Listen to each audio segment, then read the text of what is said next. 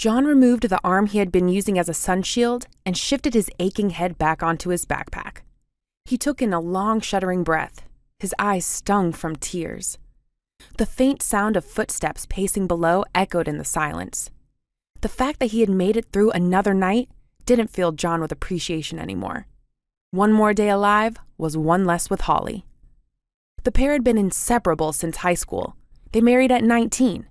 There had never been anyone else that could match up to her, so there was no point in waiting. 6 years later, they were still going strong. John knew this separation was temporary. When the virus hit, Holly had been in Newcastle visiting her parents. The new government had learned from the previous leader's mistakes and issued martial law immediately. She had to stay with them, and John was forced to live alone about 20 miles away. They talked daily, multiple times a day in fact. It was lonely, but they both knew it would be over quickly. The government were on it, and by week 12, they had a vaccine. Of course, you had the conspiracy theorists crying out about how it couldn't have possibly been tested that quickly, but in John's eyes, the quicker the better. The vaccination list was pretty much the same as COVID, but this time, essential workers were first.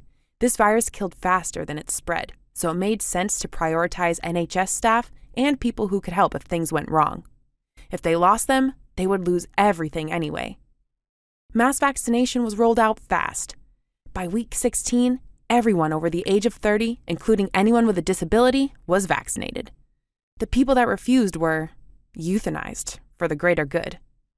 John shuddered, remembering the sound of pounding on his neighbor's door at 6 a.m. Greg Watson was a 45-year-old civil engineer. He had a wife, Mary, and 2 young daughters. Armed military personnel covered, head to toe, in specialized PPE, dragged him out in his boxers and ordered him to vaccinate on week 15. He refused. One loud pop later, and his sobbing wife was rolling up her sleeve. They didn't remove Greg's body for 2 days. Word on social media was they were using the euthanized people as an incentive to comply, and comply they did.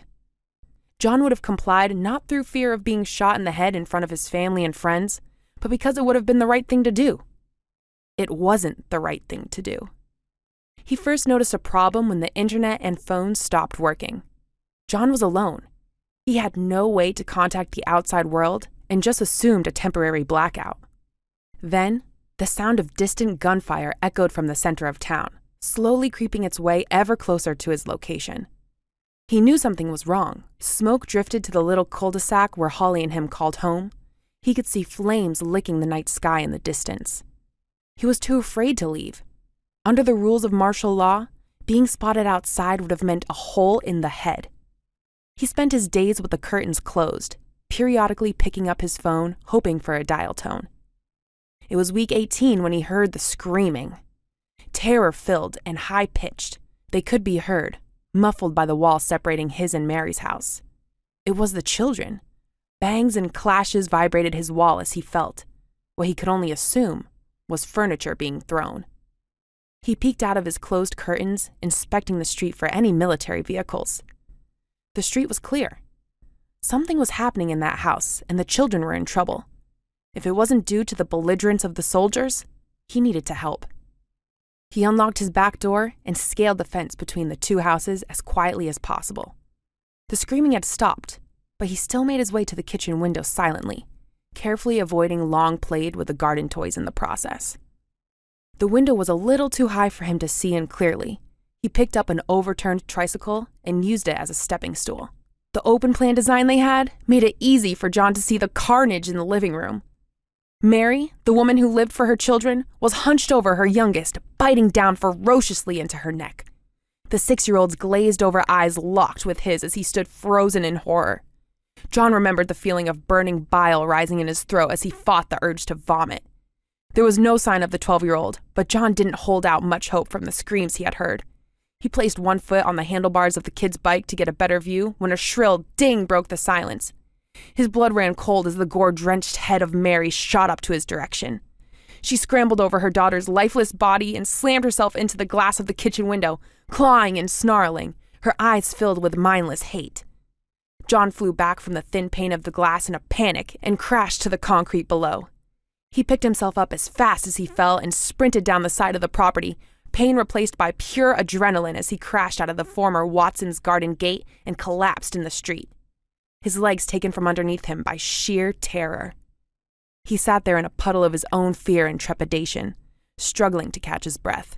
He gazed around the street in disbelief as his neighbors stared back at him through their blood-smeared windows like trapped wild animals destined for the zoo. Growls and grunts behind him broke the silence. Scrambling to his feet, John whirled around to find the oldest Watson child halfway through the doggy door. One side of her face was almost completely caved in, but her remaining side snarled with primal hunger. He didn't wait for her to exit fully. He had seen what had happened to the rest of her family and knew, if he stayed still, his fate would be the same. John sped to his house, fumbling with his side gate and securing the latch behind him. Once back inside his kitchen, he secured his back door and slid his flimsy dining table against it, if only for perceived extra safety. He packed only what he could carry and prepared to walk to Holly. Some way, somehow, he would be with her again. It had been 2 weeks since John's first encounter with the poisoned.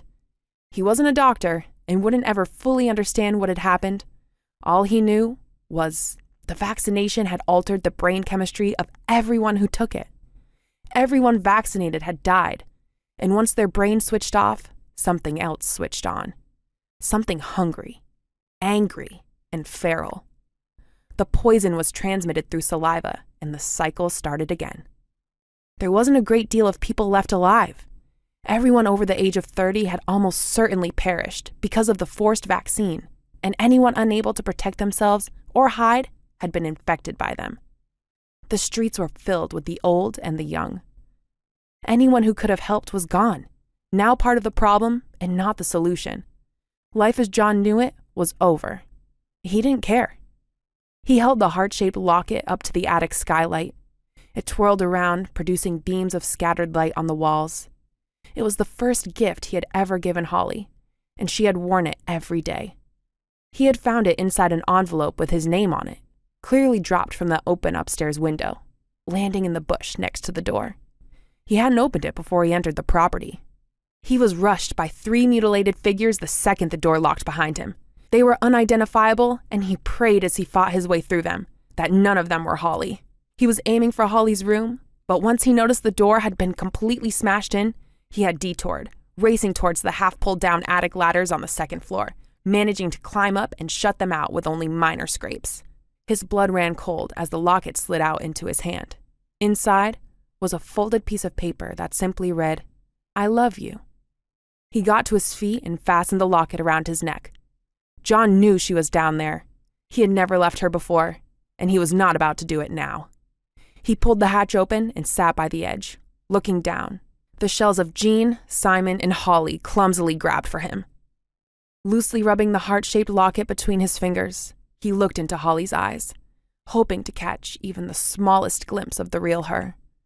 With one intentional lurch forward, he whispered, "I love you too," as he fell into his family's cold embrace.